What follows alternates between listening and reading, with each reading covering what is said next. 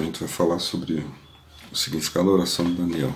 Eu acho importante falar sobre isso. E é importante que a gente tem que colocar a oração nesse período de jejum. Então, vamos ler Daniel 6.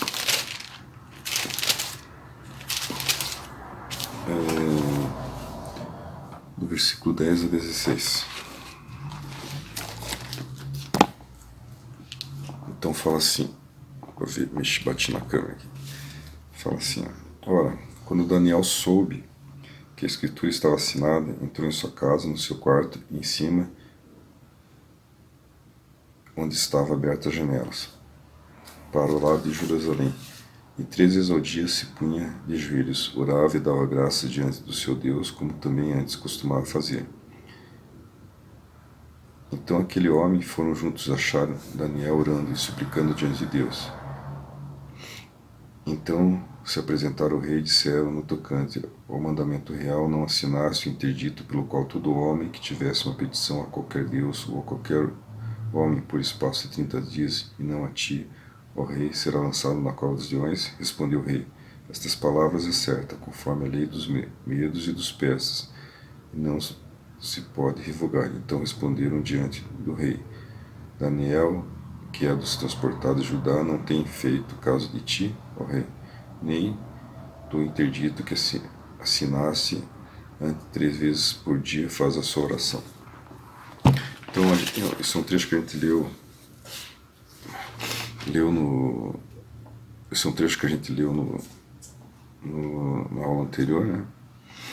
E eu estou relendo de novo porque ele fala sobre o período de oração de Daniel, que ele orava 3 vezes ao dia, né? Então, se colocava diante de Deus, orava 3 vezes ao dia, buscava a Deus, né, na oração, e mesmo, né, contrariando o que o rei colocou, né, ele continuava a fazer orações, porque ele era fiel a Deus, a que Deus tinha colocado no coração dele. Então, se você quando eu li esse trecho, o Espírito Santo me tocou assim, falou, esse é o dízimo de oração que cada pessoa deve ter diante de Deus. É o período do dia, o tempo do dia que tu tem que se colocar diante de Deus, né? É o mínimo que você tem que colocar. Eu fui colocar aqui dá 2 horas e 24 minutos, 2 horas e meia para tu orar. Muitas vezes é difícil a gente conseguir orar 5 minutos, 10 minutos no começo, 15 minutos, mas é uma coisa que é um hábito que vai se tornando e vai se transformando até se tornar um prazer, que 1 hora, meia hora, né, vai passar rápido, né? E se você dividir isso durante o dia em 2, 3 vezes, né, aqui fala em 3 vezes, e eles colocavam essas 3 vezes em oração, né? O povo judeu, né, ele tinha 3 vigílias, né, eles têm 3 vigílias, o dia é dividido em 3 vigílias, começando às 7 horas da manhã e indo até às 22 da noite, né? Então, o período, normalmente se fala da terceira, da sexta e 9ª hora, né? Então a terceira hora seria às 9 da manhã, a sexta ao meio-dia, e a 9ª hora seria às 18 horas da tarde, seriam os horários que os judeus orariam naquela época, né? Se prostravam diante de Deus e oravam, né? Então, a gente, como nesse mundo secular, a gente não consegue, nesse período, muitas vezes fazer, quem não está em casa, quem muitas vezes está trabalhando direto, são horários que a gente trabalha, procurar acordar mais cedo, né? Ter o hábito de acordar mais cedo, de madrugada. A Bíblia até fala que Deus escuta a gente na madrugada, né? Até tem acreditado que quem cedo madruga, Deus ajuda, né? Então a gente acordar às 5 da manhã para orar ao meio-dia, no final da noite, né, às 6 horas ou final da noite. Então ter esse hábito de se colocar diante de Deus. Eu vou ler aqui em Provérbios também, é o que fala aqui, sobre orar de madrugada. Vamos abrir Provérbios 8, 17. Estava marcado aqui. No 8, 17 ele fala assim, ó, eu amo os que me amam, e os que de madrugada me buscam encontram. Então a gente tem um horário de madrugada para buscar Deus, né? Mateus, vamos pegar Salmos primeiro aqui, esse aqui está já pertinho, Salmos 55, 17. Ó, esse aqui fala sobre os 3 períodos de oração, né? Então aqui eu falo, 55, 17. De tarde, de manhã e ao meio-dia oro e clamo, e ele ouve a minha voz.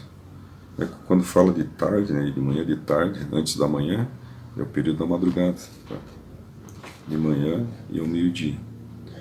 Então, os 3 períodos de oração. Em Jó 42, vamos ver em Jó. Em Jó, vamos achar Jó aqui.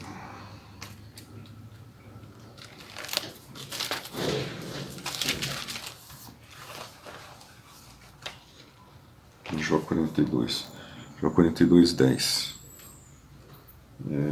Mudou o Senhor a sorte de Jó, quando este orava pelos seus amigos, e deu o Senhor a Jó o dobro e tudo o que antes possuía. Todo mundo conhece a história de Jó, né? Tudo que aconteceu com ele, tudo que ele perdeu, e Deus restituiu tudo, né, para ele. Que fala que Deus mudou a sorte dele enquanto ele orava. Então ele colocava a oração dele na angústia, os problemas. Então a gente tem que também aprender na oração, mesmo na angústia e na tristeza, louvar a Deus, agradecer por tudo que a gente tem, por tudo que Ele livrou a gente, né? E esse momento de angústia e tristeza, o que Ele está trazendo para a gente mudar nosso coração, nossa vida. Que lição é essa, né, que Deus está dando?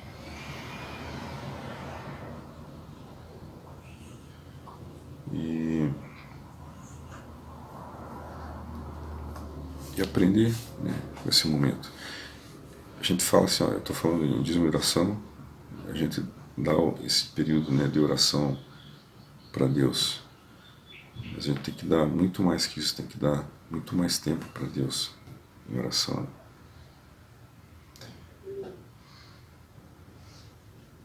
Eu vou, para não prolongar muito esse vídeo, para aqui, eu vou continuar mais um vídeo sobre oração. E a gente dá uma continuidade nisso. Então, vamos para o próximo vídeo.